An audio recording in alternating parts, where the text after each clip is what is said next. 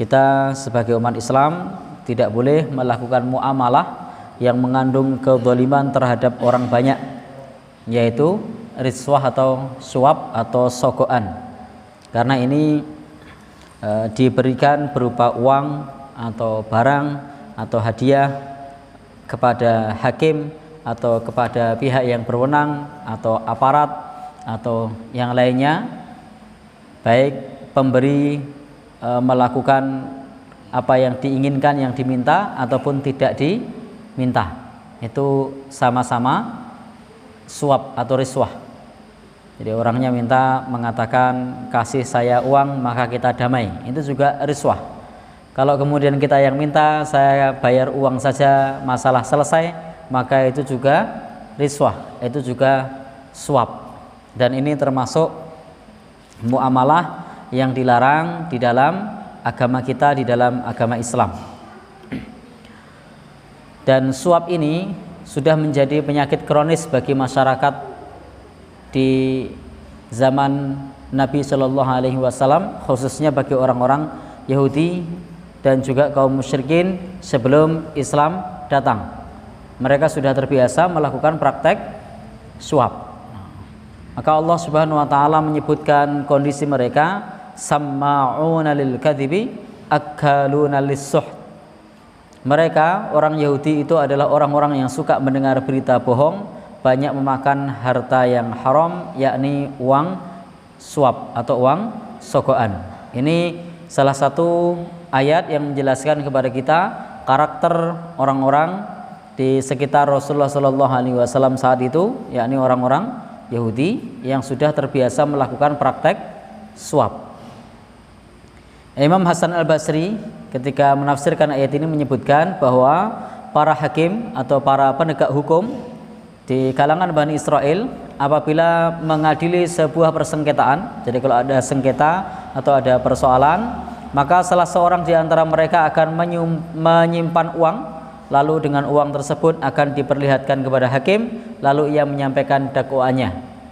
Maka dengan serta-merta hakim memutuskan perkara sesuai dengan dakwaannya, karena hakim tersebut sudah mendapatkan uang suap atau uang sogok, dan ini hukumnya adalah haram meskipun dia dimenangkan di pengadilan. Maka mereka pun orang Yahudi tahu bahwa para penegak hukum di zaman itu suka memakan harta suap, sehingga kalau ada orang yang pura-pura masuk Islam atau istilahnya munafik di zaman itu. Jadi di zaman Nabi itu orang masuk Islam itu tidak semua motifnya tulus, tapi ada yang masuk Islam karena motifnya takut. Jadi karena mereka takut dengan umat Islam yang jumlahnya banyak, umat Islam yang gagah berani di dalam berperang, ketegasan Rasulullah Shallallahu Alaihi Wasallam. Karena mereka takut, maka mereka pura-pura masuk Islam. Ketika mereka orang yang pura-pura masuk Islam ini punya masalah sengketa dengan orang Yahudi, maka orang Yahudi akan memilih permasalahan diselesaikan oleh Nabi kita, Nabi Muhammad Shallallahu Alaihi Wasallam, bukan diselesaikan oleh orang Yahudi. Kenapa? Karena mereka paham bahwa hakim Yahudi itu mereka terbiasa menerima suap, sementara Nabi Muhammad Shallallahu Alaihi Wasallam itu tidak mau disuap, sehingga mereka memilih, yang memutuskan adalah Nabi Shallallahu Alaihi Wasallam.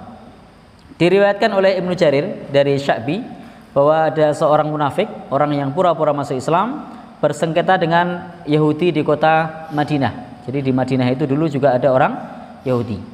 Kenapa? Karena ada berita bahwa nanti Nabi akhir zaman akan muncul dari tanah yang ditumbuhi pohon kurma, dan itu yang dimaksud adalah Yahudi, yang dimaksud adalah Madinah. Maka orang Yahudi berbondong-bondong menuju ke Madinah untuk dapat bertemu dengan Nabi baru atau Nabi akhir zaman.